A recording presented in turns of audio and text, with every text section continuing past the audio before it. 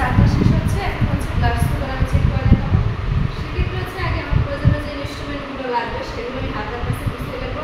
ইনস্ট্রুমেন্টগুলো হচ্ছে Lancet pen, তারপর হচ্ছে আপনার স্ট্রিপ, তারপর হচ্ছে ল্যান্সেট পেন,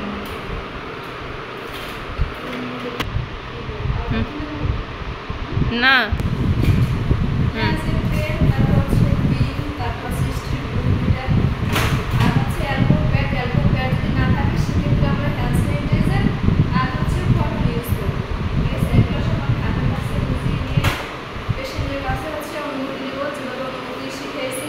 সালাম দিব, নাম বলবো, আমি যে কেয়ার নিব সেটা বলবো, তারপর যে তার ডায়াবেটিস চেক করতে আসছি সেক্ষেত্রে উনি সেটা বলবো। তারপর হচ্ছে খাবার খাইছি কিনা বা না খেয়েছি কিনা এটা জিজ্ঞেস করতে হবে। তারপরে হচ্ছে আমার স্ট্রিপের সাথে যে মিটারের অ্যাক্সেস আছে কিনা, মানে নামটা মিলে কিনা, সেক্ষেত্রে যদি কোনো কোড থাকে আর কোডটা দেখতে হবে। যদি কোড না থাকে সেক্ষেত্রে যদি আপনার স্ট্রিপের উপর যে নামটা থাকে এই নামটা মিটারের উপরে আছে কিনা এটা দেখতে হবে, একই কোম্পানির। যদি একই কোম্পানি না থাকে সেক্ষেত্রে মিনি সঠিক কোম্পানি বা একই জিনিস হাতের কাছে রাখতে হবে। আর যদি না থাকে সেক্ষেত্রে নিয়ে আসবো, আর থাকলে তো ভালো। চেক করার পরে হচ্ছে আমি পেশেন্টের কাছে অনুমতি দিলাম। তারপর হচ্ছে কটন দিয়ে, কটনের আগে হচ্ছে আমি কী করবো, ল্যান্সেট পেন আর পিনটা সেট করে দেবো। সেট করে নেওয়ার পরে ভালোভাবে লক করবো। তারপরে এখানে কিছু নাম্বার দেওয়া আছে, এই নাম্বারগুলো হচ্ছে কারো হাতের চামড়া পাতলা মোটা থাকে সেই ক্ষেত্রে সেটা তুমি কাউন্ট করে রাখবে। প্রথমে হচ্ছে কি, যার হাতের চামড়া পাতলা তার জন্য আমি 3 দিয়ে রাখলে হয় স্বাভাবিক। তারপরে আমি এটা নোট করে রাখবো। নোট করে রাখার পর হচ্ছে পেশেন্টের হাতে আমি এক্সিশন দিয়ে কটন দিয়ে যে অ্যাঙ্গুলটা ব্লাড নেবো ওই অ্যাঙ্গুলটা পরিষ্কার করে দেবো। পরিষ্কার করে দেওয়ার পরে এই যে স্ট্রিপটা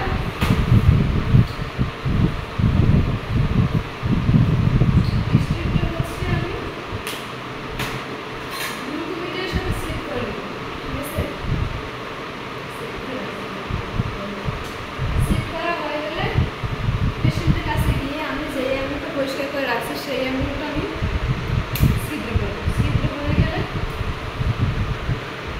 ব্লাডটা আমি এভাবে নিয়ে যাবো। এখানে ধরে রাখলে ব্লাড এমনি টেনে নিয়ে যাবে।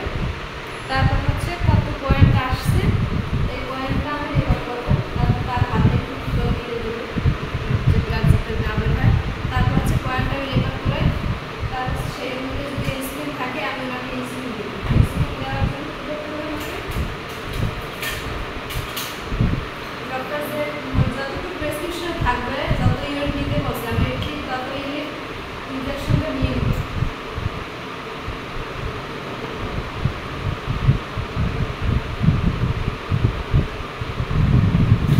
নিয়ে নেওয়ার পর হচ্ছে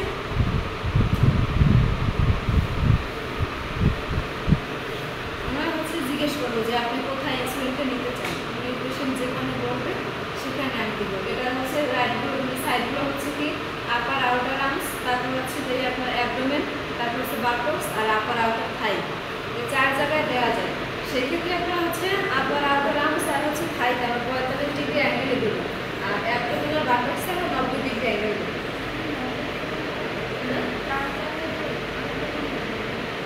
একটা হচ্ছে কি আপনার আপার আউটার আর্মস, ঠিক আছে, অ্যাবডোমেন, তারপর হচ্ছে আপার আউটার থাই আর হচ্ছে বাটক্স, মানে 5 সাইড। তারপর হচ্ছে আমি পেশেন্টের যেখানে দেবো সেখানটা আগে কটন দিয়ে পরিষ্কার করে নিলাম। পরিষ্কার করে নেওয়ার পর 45 ডিগ্রি অ্যাঙ্গেল হচ্ছে আমি হাতটাকে সি শেপ করবো। সি শেপ করে এইভাবে ধরে মানে চারিদিকে ফাঁকা জায়গা তৈরি হবে, জাস্ট হচ্ছে আমি সেখানে পুশ করে দেবো। পুশ করে দেওয়ার পরে হয়ে গেছে। এখানে আমার হচ্ছে তারা কটন দিয়ে এই ক্ষেত্রে যদি আমি একদমই দিতাম নিডেলটা খারাপ থাকতো। ঠিক আছে, যেহেতু পেটের চর্বির পরিমাণ কম আর আমরা সাবকিউটেনাসে দিয়ে থাকি যে চামড়ার নিচে মাংসপেশি উপরে স্তর থাকে, সেক্ষেত্রে হচ্ছে আমরা হাতে আর যখন খাইতে দেবো সেক্ষেত্রে হচ্ছে আমরা 45 ডিগ্রি অ্যাঙ্গেল, বাটক্সে আর পেটের ক্ষেত্রে অ্যাবডোমেনের ক্ষেত্রে আমরা 90 ডিগ্রি অ্যাঙ্গেল করবো। আবার আউটার আর্মস। তারপর হচ্ছে আমি কাজের রেকর্ডটা করে রাখবো। দেন হচ্ছে পেশেন্টের কাছে অনুমতি নিয়ে আমি মানে বিদায় নেব। এলজিটির ফিডিং করা দেখাবো, ঠিক আছে, যে কীভাবে নলের মাধ্যমে খাবার খাওয়াতে পারে। সেক্ষেত্রে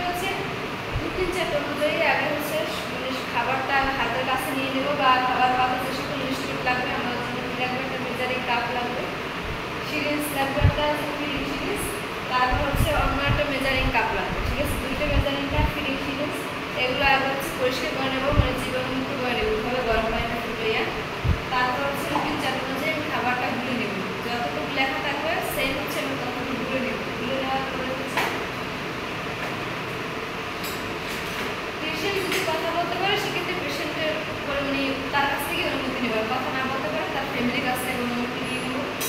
অনুমতি নিয়ে নেওয়ার পরে হচ্ছে তার যে টিউবটা এখানে আছে এটা হচ্ছে আমি খুলে দেব।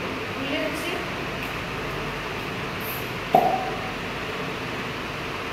এটা হচ্ছে আমি এখানে সেট করব। সেট করার পর হচ্ছে আমি ক্লাম্প করে নেব, হাতের আঙুলের সাথে এভাবে পেঁচিয়ে এখানে মাঝখান থেকে ধরবো, এটা হচ্ছে ক্লাম্প করা।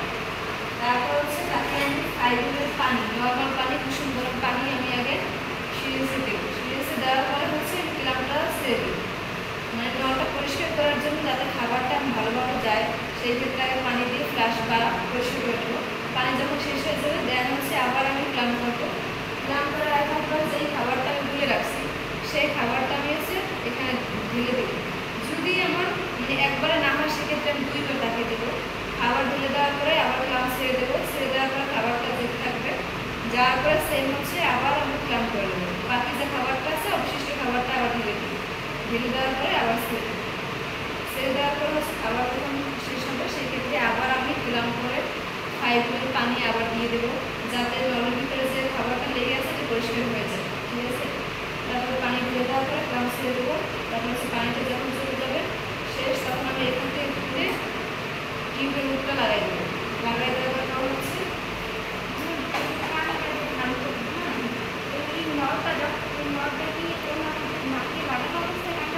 হুম।